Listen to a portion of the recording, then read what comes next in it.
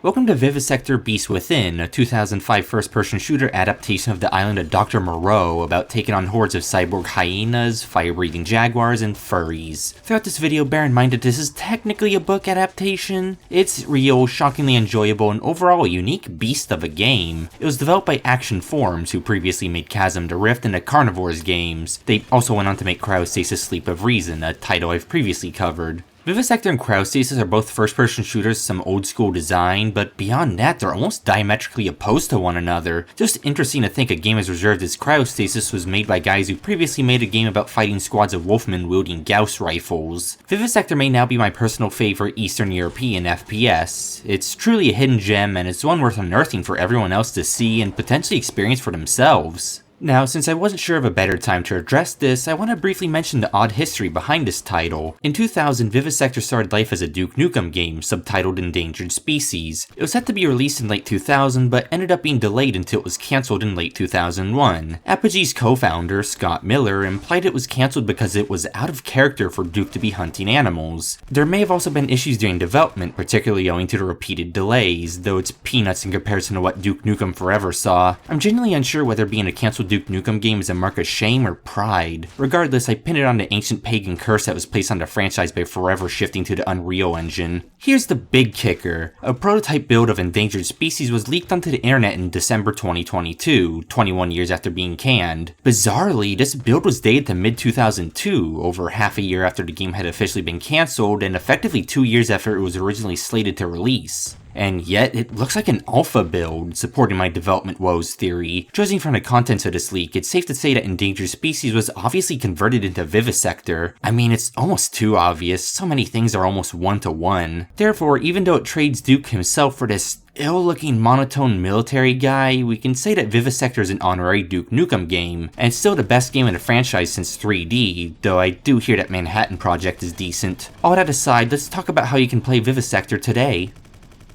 Vivisector is an Eastern European game that came out in 2005, so you know what that means. That's right, it's been abandonware for a long time. At this point, my channel sets an abandonware showcase that the games I cover become abandonware while I'm still making videos on them. As per usual, I won't directly snitch on my sources due to the ill-defined gray zone abandonware tends to occupy, so I'll say that you can easily acquire this game on pretty much any prominent abandonware site. Vivisector is certainly obscure, but you could quickly find a no CD copy within a couple minutes of searching. Once you find that, be gracious to know that Vivisector is nowhere near as fussy as you might expect. Seriously, defying all expectations, Vivisector runs out of the box on Windows 10. I'm usually lucky with the technical aspect of the games I play for this channel. However, Vivisector seems like it's exceptionally stable and easy to run for everyone. How often can you say that about ancient PC games? Beyond 2 consecutive crashes in the early game and some minor cosmetic technical issues like captions being stuck on screen sometimes, Vivisector is incredibly stable and bug-free for me. I just want to say that one of the next games I plan on covering is a AAA title released in 2010, currently sold on Steam, and it was easier to get Vivisector running.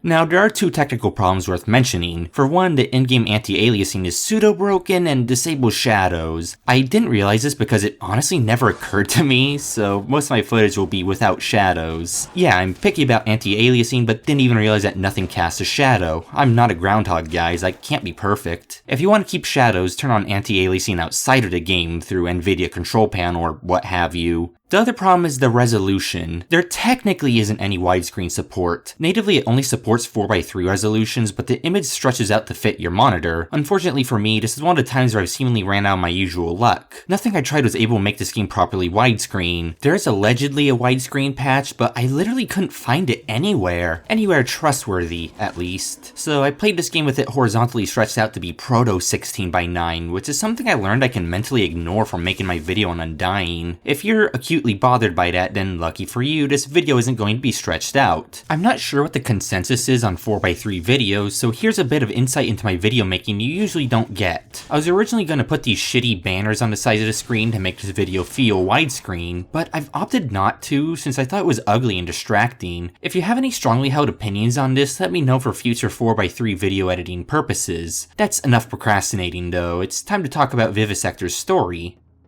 Vivisector's writing is pure B-movie trash in the best possible way. It's blatantly trying to be deep and introspective while also being ridiculously cheesy. It's especially bizarre because there's actually well-written, vaguely profound dialogue here. Between that, the game being a first-person shooter, the highly variable tone, and the direction of the voice acting, the game is like a big soup of random things come together in a strangely cohesive package. It's about as stream of consciousness as my video scripts. There's so many wacky contrasts here. The actors are either more monotone than an actual monotone, or they're really trying to get an Emmy. Paltry humans! Oh my god, it's a baby! A human baby! So why don't you level with me, General? What the hell's going on here? Why am I shooting at crazed beasts just to survive? There's no easy answer, Kurt. Compound that with a tone which isn't sure whether it wants to be a Saturday morning cartoon or Hegel's phenomenology of spirit. I should have tried practicing saying it before reading the script. Regardless of what extreme it leans into, it always manages to be really amusing. There's nothing wrong with much of the dialogue or premise beyond it all being B-movie schlock distilled into its purest and cheesiest elements. I guess it's not a big shock that the writing is surprisingly enjoyable given that these guys went on to make Cryostasis. To give you a rough summary of the plot, our hero, Kurt Robinson, is investigating an island with his squad and girlfriend due to a supposed political conflict taking place there. After a cutscene featuring a pregnancy scare and powerful moth symbolism, they arrive at a random ramshackle shack. They get ambushed by a bunch of hyenas, a surprise attack, given that hyenas usually aren't involved in politics nor found on islands, and everyone but Kurt is wiped out. Alone, he must now re-establish contact with another soldier named Liam Quaid and their general, Dogstone, so that they can find out what is happening. As the story goes on, it's revealed that a dubiously trustworthy jaundiced doctor known as Moorhead is behind his cyborg animals, and that Kurt has some sort of past connection to the island. Mostly hints that he's a chosen one genetically engineered to take on Rainforest. Speaking of which, in the meantime, a furry convention is coming to town, and this time they're weaponizing guns instead of whippets and diapers. It's up to Kurt Robinson to... His name is so hilariously bad. It's up to Kurt Robinson to enforce strict no fur babies policy across the island and save the day from mad science. Remember, book adaptation. Anyways, I absolutely adore this writing. It's so charming. We can talk more about it later. However, for now, you can have my favorite quote in the game. Give it a listen and we'll talk about presentation afterwards. Oh, you were that close. Failed again. You're a loser, Kurt. A real loser. And also a dangerous man. Everyone you meet dies. That's just wrong. You should feel real guilty right about now. Shakespearean. In terms of appearance, Vivisector does look like an Eastern European FPS made in 2005. If you asked an AI to generate a photo of that, you'd probably straight up get a screenshot of Vivisector. It's a bit behind the times technically, but there's otherwise nothing exceptionally weird or bad. There's something rather surreal about games from this period that I've always struggled to put my finger on. Not that I dislike that, frequent viewers should know that I love the surreal. Vivisector is one of those many early aughts games that has a dreamscape feel to it, and it's well captured by some of the winding corridors, vast expanses of early 3D jungle, and open spaces with mysterious massive structures looming over them. There's surprisingly good environmental variety, nothing spectacular, but they mix up the landmarks, times of day, weather, and the wallpaper color of the corridors. The weather effects are cute, particularly the effects for rain. I also absolutely adore the snow level at the end of the game because I'm a sucker for winter atmosphere in general. You never stick to the same places for too long, though you can spot reused corridors and copy-paste terrain sculpting here and there. Still, for an Eastern European title, Vivisector feels like it largely punches a bit above its weight class with its environments, and it can have genuine atmosphere at times.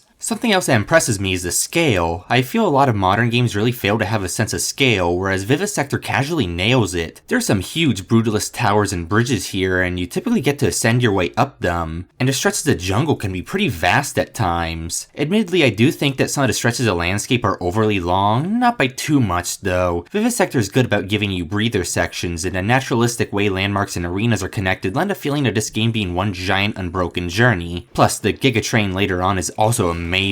This is a game that makes me feel tiny. An exceptionally badass kind of tiny, but tiny nonetheless. I also quite appreciate the modeling of the weapons and enemies. Weapons have designs ranging from the conventional to wacky B-movie sci-fi, fitting with the general themes of the game. Your arsenal starts off grounded and slowly escalates into the over-the-top and futuristic. I love this kind of escalation, especially because of how smooth and natural it is here. The weapons all look great for the time and feel good to shoot, though I find that a lot of their firing sounds are slightly stock or underwhelming. Guess you can't win them all. And aside from the generic, vaguely evil-looking human soldier faction, all of the enemies look stellar. The zany, over-the-top designs gives them a lot of charm on top of the fur effects looking surprisingly good for 2005. They're fun and usually easy to identify. I did sometimes find myself mixing up lions and jaguars in the heat of battle, though that happens to the best of us now and again.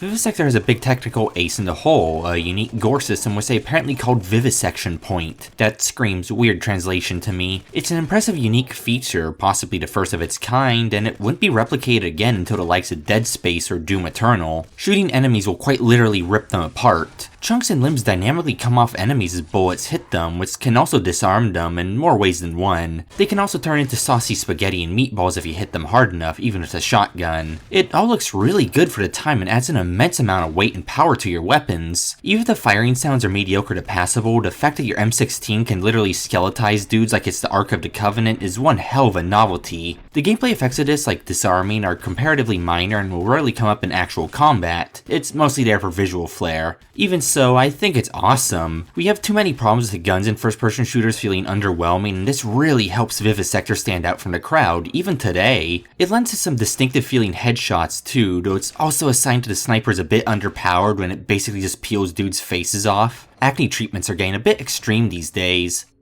I have markedly less to say about the sound. I would say the sound design is above average, dipping into the mediocre at worst. I already mentioned the firearm sounds, which are kinda neither particularly good nor particularly bad. They're a little lacking in weight and bass, with occasional exceptions. The enemies themselves are some of the best sound design on display, with every enemy having their own unique set of distinctive sound effects. They're largely fantastic, even if the quadrupeds largely utilize stock sound effects. It's fine, they work well enough. The best of the enemy sound work is genuinely imposing and memorable.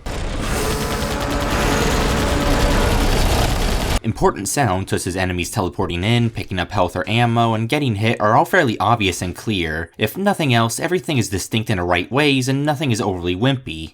It's worth mentioning that this game uses EAX 4.0 and surround sound, so you have inherently decent environmental sound and directional audio. It's nice, not necessarily something that sticks out significantly in gameplay, but certainly deserving of a bit of extra praise. And for the soundtrack, Vivisector has a surprisingly large collection of instrumental metal for big fights and notable encounters. It's also supplemented by some decent industrial ambient tracks. It's got some good soul to it actually. I was initially going to call it generic, but there's some interesting appropriate instrumentation and good riffs in here. Genuinely a surprisingly decent soundtrack, even if it can be a little generic FPS metal at times. Gives me Painkiller vibes if that means anything to you.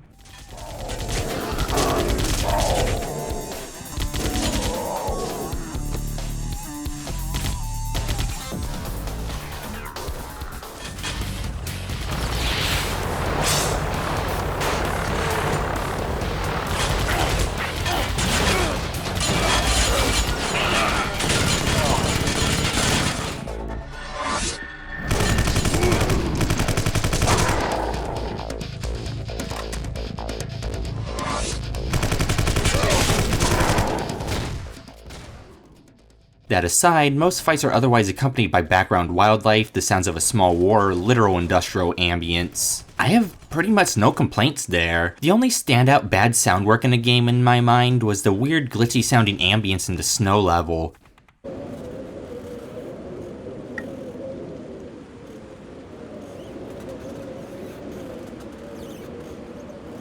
I really don't know what this is supposed to be, but if this is the worst the sound design gets, I guess we're pretty good here. Now, we'll walk into this inconspicuous pile of resources for me, because that's where we're gonna look at the gameplay. I've decided to start with the arsenal this time, but I should give you a rough idea of what kind of shooter Vivisector is to better lead into it. Vivisector is a pseudo-horde shooter. It's a lot more conservative than most, and will rarely have you take on more than 10 enemies at once, though it's still gonna swarm you from time to time. You've got a massive set of potent and versatile weapons to help you take on these hyena squads. Plus, despite releasing early in a period where every shooter wanted to be Halo, Vivisector instead has a lot of archetypical old-school shooter design, such as fixed health, no weapon reloading, and an arsenal you carry in its entirety at all times. Always fun to find holdouts of this subgenre. You can treat this game like a slightly modernized classical run-and-gun shooter and have a fantastic time. Vivisector is a game where the weaponry runs a gamut between being amazing and mediocre, so I feel I have to start with the amazing M60. This vivisecting beast within Vivisector beast within is the real vivisecting beast within Vivisector beast within. Unloading with this thing is cathartic in a way that very few other shooter weapons are. This thing absolutely shreds anything you point it at. The damage is ridiculous, fire rate high, handling unexpectedly good, and ammo in decent supply. Also helps that, like the rest of the arsenal, it never needs to be reloaded. The firing sound is ridiculously stock,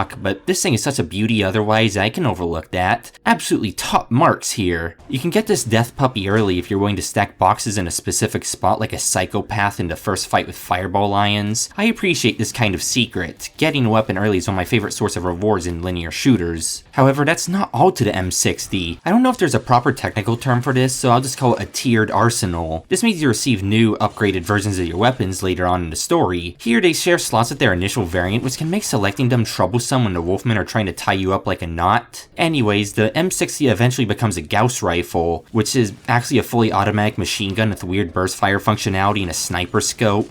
Yeah, I don't know, it's a little unconventional for a Gauss rifle. I'm personally more charmed by the M60, though this thing is still satisfying. The later game cannon fodder uses this thing against you. Making a player face their most terrifying weapon, even if it is nerfed in enemy hands, is a good way to hammer in respect for it. For your shotgun, you've got a standard pump action and a double barrel. Both blast holes in hyenas like real hyenas blast holes into humans. A taste of their own medicine, I say. They're reliable workhorses that'll serve you well throughout the vast majority of the campaign. The pump action shotgun especially feels wondrous. It just has this great rhythm to it that'll make any shotgun appreciator come out of their shell. The double barrel is great too, but it forever bothered me when I realized it made a pumping sound even though you don't seem to pump it.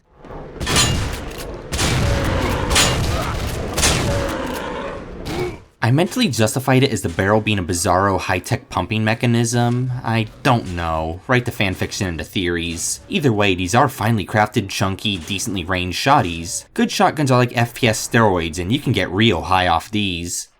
And both of your starting guns stay viable from start to finish, though they definitely fall off a little bit in the last few levels. As someone with a fondness for pistols, I strongly feel that a pistol shouldn't devolve into a Nerf gun solely because it's the player's starting gun. A gun should always put holes in things, and Vivisector understands that. It's a great mid-long range all-arounder with surprisingly high damage output. It's also my improvised box cutter thanks to its ammo efficiency and fire rate. From experience, I can tell you that pistols are not this good at opening boxes in real life. The starting M16 is a similar case, a satisfying and versatile weapon that saw frequent use throughout the whole game. It's a humble weapon, another good all-arounder suited for closer range combat than the pistol. Something about it really clicks for me. It's easily one of more tactile weapons here, if that makes any sense. The fact that it rips dudes to pieces like the M60 is a bonus. In the first 2/3 of the game, especially the first third, it's a great assault rifle that complements two great shotguns. That's the bread and butter combo of any enjoyable first-person shooter. So a lot of your weapons are satisfying and reliable, though there are some exceptions. Vivisector beat all gillied up to inventing sniper rifles. Unfortunately, they're not good sniper rifles. Both of them have weird issues with either accuracy or hit detection at range. I'm unsure which. Either way, those aren't problems you want your long-range weapon to have. Also, I think the upgraded sniper rifle is just a glorified ammo capacity upgrade because it doesn't seem any different aside from using different ammo. It's rather disappointing because I feel if I land a headshot with an anti-material rifle, that should probably eviscerate anything that isn't immaterial or a Greek god.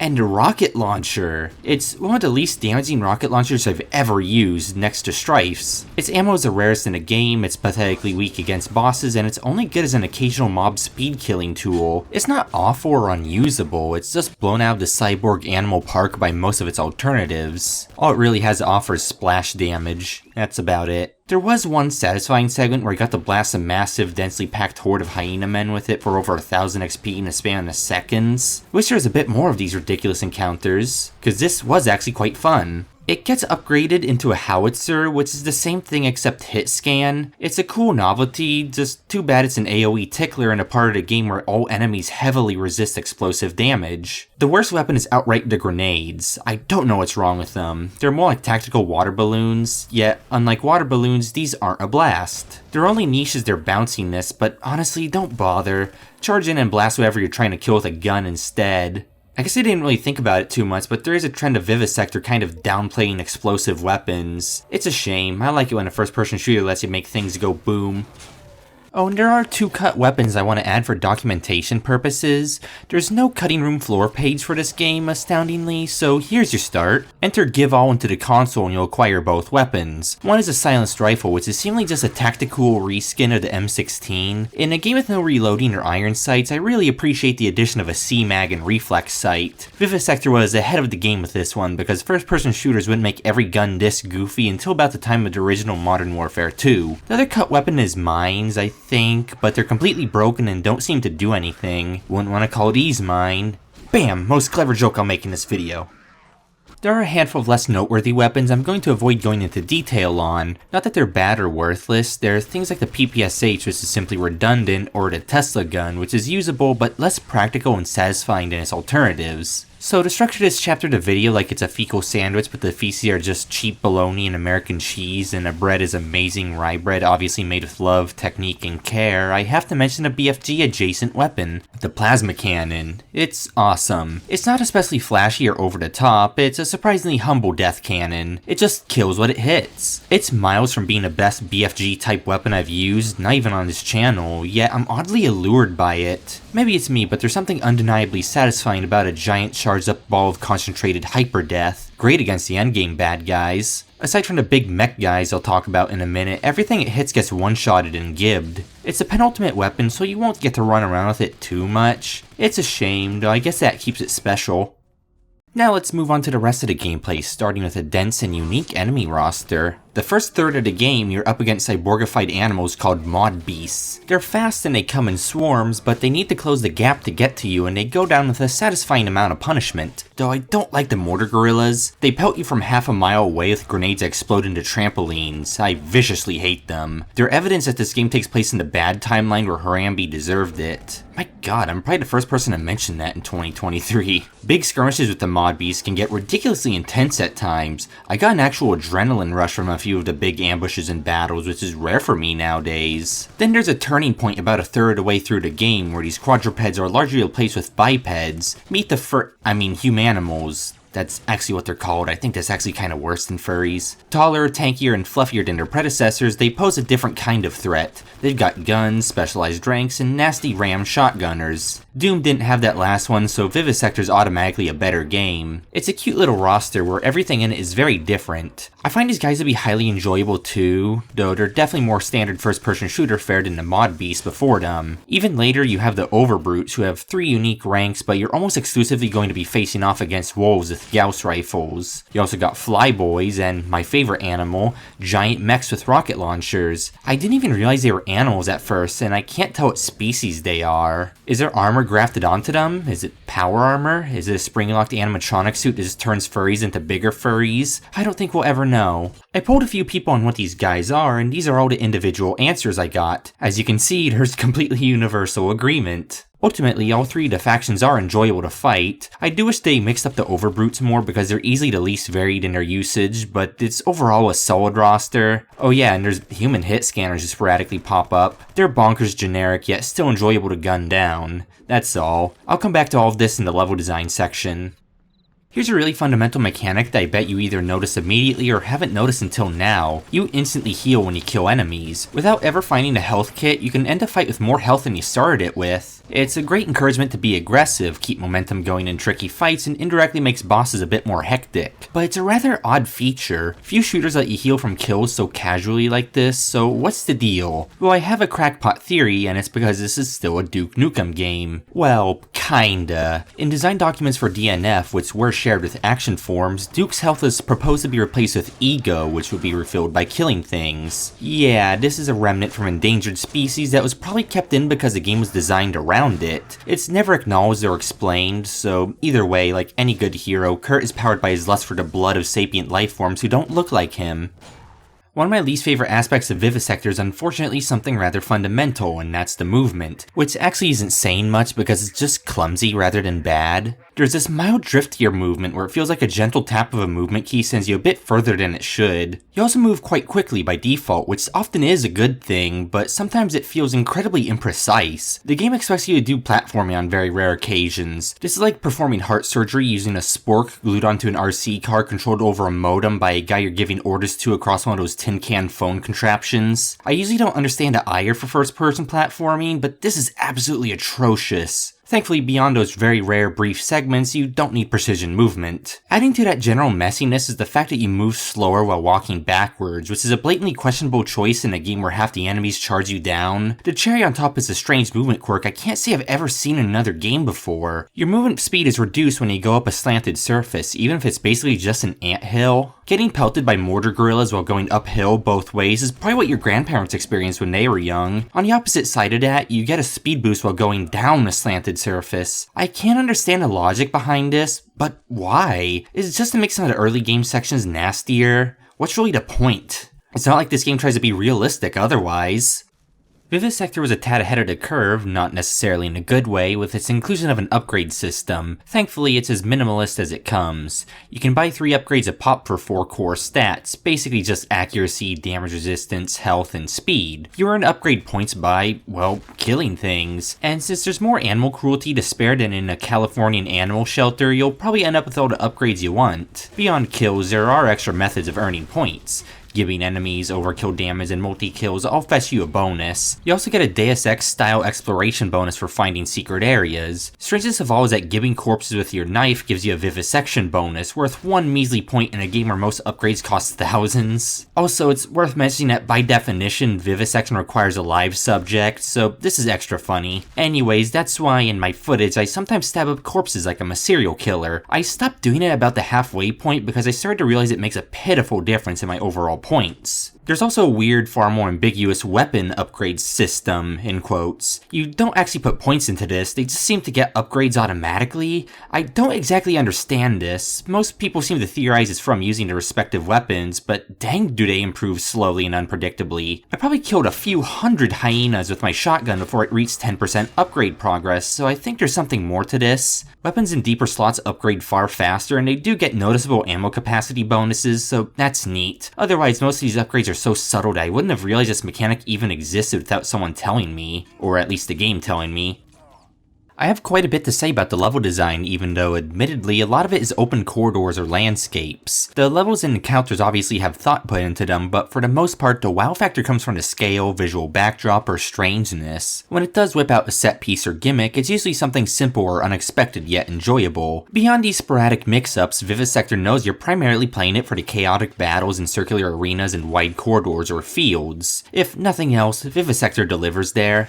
Like I addressed previously, this game can be split into 3 parts. You start off fighting the mod beasts, move on to the humanimals, and face off against the overbeasts. The latter 2 aren't too different beyond their weapons and stats. Still, having 2 turning points makes Vivisector's campaign extremely unique. Quake 4 only has 1, and it's well known for that. The way you play Vivisector alters with each shift in a roster, so every third of the game is distinct. However, that does mean that each chapter has its ups and downs. The mod beasts in particular are a major point of contention, and I don't understand why. I don't like mentioning other YouTube channels, but I feel the need to address this. Famous gamer CV11, who incidentally was my introduction to this game, talked about how much he hated the first third of Vivisector. I think it's a weird take because these early segments are fairly pure horde shooting. Sure, the mod beasts are fast, overwhelming, and ambush you all the time, but that's half the fun. You get reliable and potent weapons to overcome these intense hordes and ambushes. The most frantic encounters are concentrated here, and they generally feel completely different than the latter 2/3 of the game. I double down on them being incredibly fun opponents, even if damage can be hard to avoid at times. You've got that health vampirism mechanic. Make good use of it in both a beautiful shotgun and M60. Be aggressive, keep on the move, and know what weapon to use and who to prioritize. You'll be golden. Now, I won't be dishonest, there are valid complaints about this part of the game. A lot of the encounters effectively teleport enemies in on top of you. It's not necessarily guaranteed damage, though it can definitely be cheap. The gorillas especially are quite nasty, and being pelted from half a mile off by shockingly accurate mortars isn't the most fun thing in the world. This part of the game also has a lot of literal uphill battles. Because you're at your slowest speed, facing off against the fastest enemy types, yeah, it can be annoying sometimes. Thankfully, even at this point, the game isn't too merciless with slopes, and only pulls a rug out from under you maybe twice. Even with the gorillas in mind, there's very little here that I would consider bad design or unfair. With the introduction of the humanimals, there's a dramatic shift in the level design. Ambushes and traps are much fewer and farther between, and the playing field is quite literally more even. The variety in sightlines is greatly increased. Since your enemies are smaller, slower, and now have ranged weapons, encounters can take place in tightly knit corridors, wide landscapes, or anything in between. There's also less moment-to-moment pressure put on you. You still do have the Tigerman from Action 52 making occasional cameos as the fast and overwhelming enemies you need to take down quickly, though they're not the same. At this point, Vivisector plays more like a conventional shooter, though with both a larger arsenal and greater hordes than average. The late game Overbeast then funneled the game into being even more tactical and long range, since the big bad cannon fodder wolves can easily take a bite out of you. Their ranks are the least varied of any major faction, meaning you'll rarely face the ambiguously specied flyboys and mechs. Thanks to their designs and resource distribution, you'll likely main your high power, longer range weapons, rarely busting out things like the M16 or shotguns. Enemy numbers are at their lowest, and close quarters battles are far less prominent. The close range battles that do remain will almost certainly involve your Gauss rifle, as the game gives you every incentive to main it. Sure, it's a really satisfying weapon, but I found myself missing frantically whipping out my shotgun and cleaning house as a horde rushed me down, or shotgun dueling the rams into tight corridors. It's not all bad, as when Vivisector embraced the longer range nature of the Overbeast, it managed to be consistently entertaining. Thanks to the drop in variety, however, I think the level design is at its weakest at this point. There are still highlights like the snow level. Generally, I wish there was more close quarters design here, more variety in your arsenal, the encounter design, and what enemies you faced. I personally think it's the weakest part of the game, though it's certainly not bad, mostly different. And a big issue I have is a subtle one, more of a wasted potential problem than anything else. The exact yoctosecond a new animal faction is introduced, the previous one completely vanishes, never to reappear again. I think this is a baffling design choice. That you never get the howitzer gorilla is heresy. I could take it. I could take it. Now, I do like Halo, but this is one of the few things that should have been taken from Halo CE. In that game, you're introduced to the Flood at about the midpoint, and you fight them instead of the Covenant for a few missions. The thing is, the Covenant don't disappear, you still fight them on their own now and again, and you often get to be the third party in the three-way skirmishes between the Flood and Covenant. So I keep imagining an alternative universe version of Vivisector where that sort of thing happens, where you get to intervene in a massive battle between all the factions, whip out the Gauss rifle against a horde of fire-breathing lions, or BFG the Buffalo Cyber Demon. I typically don't like the idea of criticizing a game for something non-essential it didn't do, but it seems like such an obvious thing when you have a rock-solid enemy roster like this, where every enemy belongs to a distinctive faction. Make no mistake, I enjoyed the latter two-thirds of the game. There are still great encounters to be had, it's just that for better or worse, each part of the game borders on being a completely different experience. Plus, I think they should have been more willing to throw the entire animal shelter at you. Saying Faction A will exclusively appear in Chapter A strikes me as horribly restrictive design. Even so, all three-thirds of Vivisector are enjoyable in their own ways. I simply happen to enjoy the frantic quadruped horde shooting at the beginning above all else. So it's ultimately kind of a personal preference. There are a handful of miscellaneous things I have to add here. For one, Vivisector can be a corridor shooter at times. It's exponentially more varied than similar titles, so be thankful for that. Just don't be too surprised when you inevitably find yourself fighting dudes in brown or gray corridors. It's inoffensive and it doesn't take up too much of the game, so I'll give it a pass. Beyond that, Vivisector's generally well paced and wastes little of your time, though you could probably cut down on a couple segments where you're just walking through the jungle. It can help with the pacing, but Kami-sama help you if you wander too far off the intended path. There are massive, completely optional spans of jungle that seemingly contain nothing. Could have been bad luck on my behalf, but these areas never had secrets, so what's the point? If you're not the obsessively explorative secret hunter sort that I can be, you can probably cut out an entire hour of this game's runtime. Speaking of which, with games like this, it's always a dice toss if I'll find many secrets, and my gut tells me I missed most of them here. I'd go numerous consecutive levels without finding anything, only for some random room in plain sight to be marked as a secret. Sometimes, like in this weirdly massive bunker, there'd be a bunch of secrets crammed into one area. Secrets are still a welcome addition, especially because the resource distribution is already on the generous side, so they're a little something extra. My primary incentive for seeking them out was the XP bonus, and since that's not huge, it's not a big deal. I think this is a nice way to incentivize exploration. There are secrets, they're supplemental, not even remotely mandatory, and you get a small but noticeable XP boost for finding them. Oh yeah, and Vivisector has good crate bust in action. It's nothing in my severely dysfunctional caveman brain forces me to bust open every crate I see in a shooter. It's been that way since I played Half-Life 2 as a kid. Anyways, beyond there being a satisfying crate gore system, they're also one of the primary ways to obtain resources. The game can be finicky about letting you get ammo from crates though, you have to grab them sometimes. Overall, Vivisector has excellent resource distribution. It's one of those games that gives you a fairly ready supply of every ammo type without ever going overboard. You can safely main most of your arsenal, though you are still incentivized to save powerful weapons for when they feel right. If you plan on playing this, then know that you can go ham with your arsenal more often than you might expect. It's great, I automatically fall in love with any fundamentally enjoyable shooter designed like this. If you walk in the wrong spot in this weird Tesla coil room, you get warped below the catwalk and get zapped to death. I'm not sure why. On another note, Vivisector is hard to get lost in relative to a lot of its brethren, thanks to the beacons. You can see these things from a ridiculous distance away, so in the open maps it's easy to tell where you have to go. They appear on a minimap as well, which is quite handy. I haven't mentioned a minimap before, but it's fairly useless otherwise. The radar functionality is not something I ever needed, though maybe it helps with the gorillas and stealth panthers. That aside, there were some weird parts and things I had to look up a walkthrough for. In particular, there's a tower you have to blow up where you need to know to enter the core of the tower from a specific broken grate that's easy to walk past. Even though the minimap indicates verticality, that's not helpful here. It's actually kind of confusing. And then there's the end of the train level where it looks like you can jump over to the beacon, but that's not the case. You have to drop onto these tiny, thin wires below. This isn't awful, I'll partially take the blame for it. It just doesn't feel like the right thing to do. Most of the issues with navigation in Vivisector are fleeting, and those are the two most extreme examples I could think of off the top of my head. I should also add the one horrible environmental puzzle in the game. The crane hook swinging puzzle. It's a brain buster in the sense that you need to find out why you keep slipping off like the hook is greased and why Kurt's heart randomly decides to explode. The physics are incredibly bizarre, straight out of Looney Tunes. When I finally got past it, I was unsure exactly what I did right. It's basically trial and error. Make a save before trying and you'll probably get past it after 5 or so goes. If this is the worst it gets, then it's safe to say that Vivisector is in the absolute uppermost echelon of all Eastern European FPSs, at least in terms of being intuitive. Actually, I can't believe I forgot about this until the literal last minute, but there's also the 4-switch puzzle. It's literally just about hitting these 4 switches in the right order. Like any well-designed puzzle, there's no hint. The cables are misdirection, so you have to trial and error your way through this. I'm not quite sure if this properly qualifies as a HEP. This is a more traditional adventure game breed of bullshit. Regardless, it's a remarkably dumb way for the game to waste your time, and it gets the googling a walkthrough treatment. It doesn't deserve any better.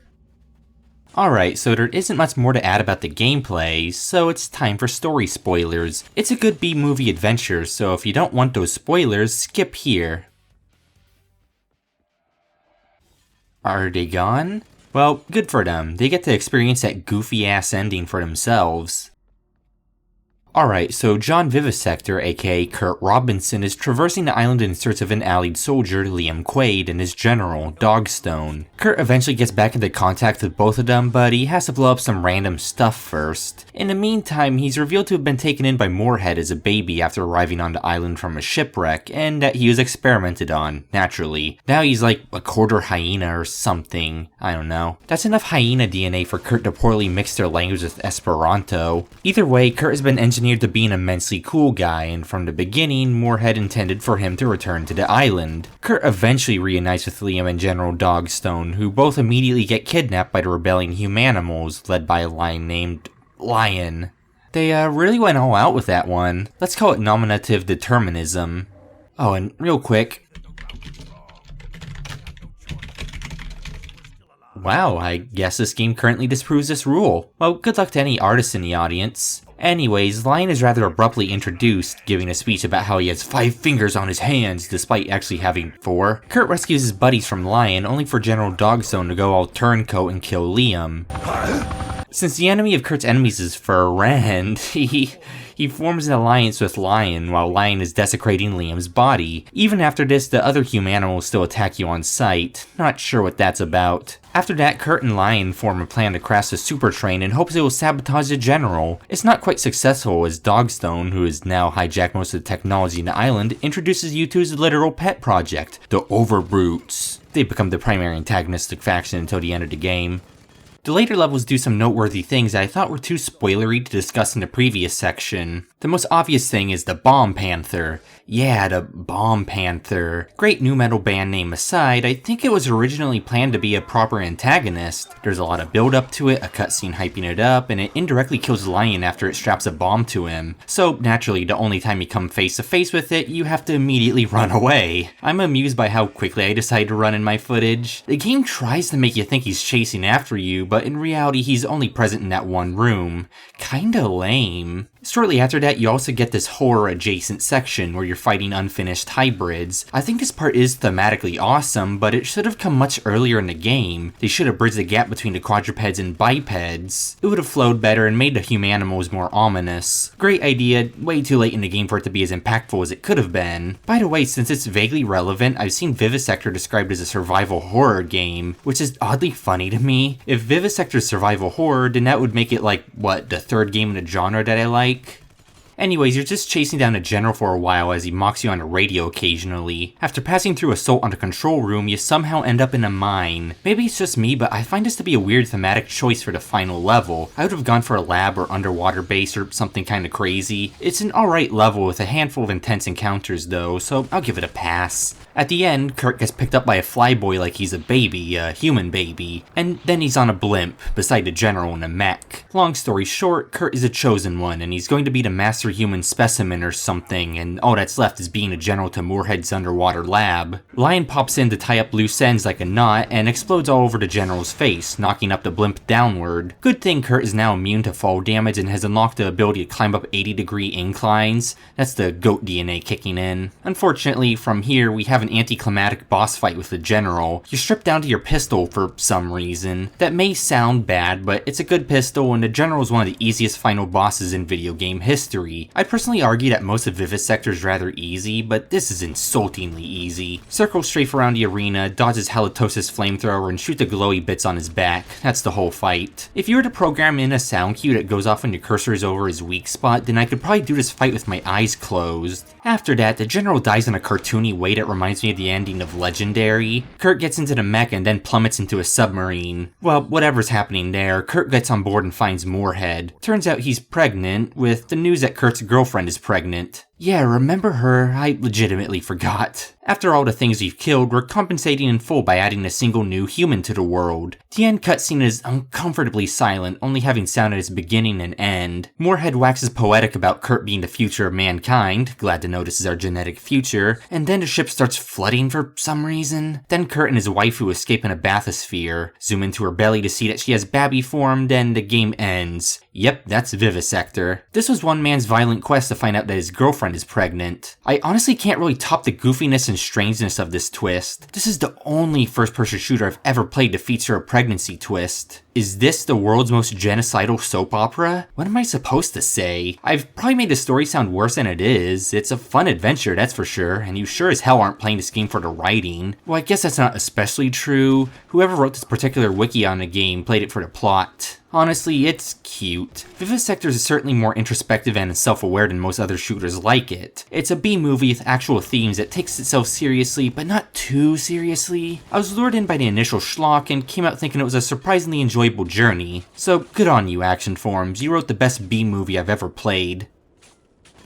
I'm historically not great with conclusions, and this time around I don't have a whole thesis prepared. Vivisector is simply a great game, and I can safely say it's the best fur-person shooter I've covered. Emphasis on the fur. It's a unique little beast that deserves widespread appreciation. It greatly defied my expectations too. I expected a clumsy, janky mess and got a game that was actually extremely enjoyable. I mean, it's a tad clumsy. Vivisector's certainly not without issues. There's stuff I would change or rebalance. My biggest complaint overall is the wasted potential of the enemy roster. Maybe the jank of uphill movement too. These problems obviously don't ruin Vivisector. If anything, they largely make it more unique. Which is a funny way of saying that climbing uphill while being bombarded by gorillas is memorably bad. Still, it's easily among the best games I've covered on my channel up to this point, rivaling Prey, Brilliant Pagoda or Haze Castle, and Strife. But don't ask me to pick a favorite among these titles. Anyways, Vivisector is both a hidden gem and the best Duke Nukem game since 3D. There we go, neatly tied it all back to the intro. It's a great time and probably a fun weekend killer. I wholeheartedly recommend it.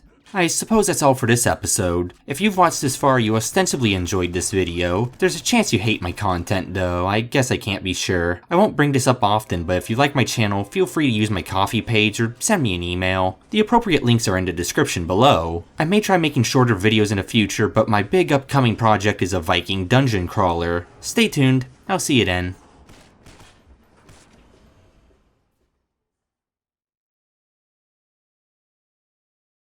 This game has the grossest quitting screen I've ever seen. I think that's a good way to end a video.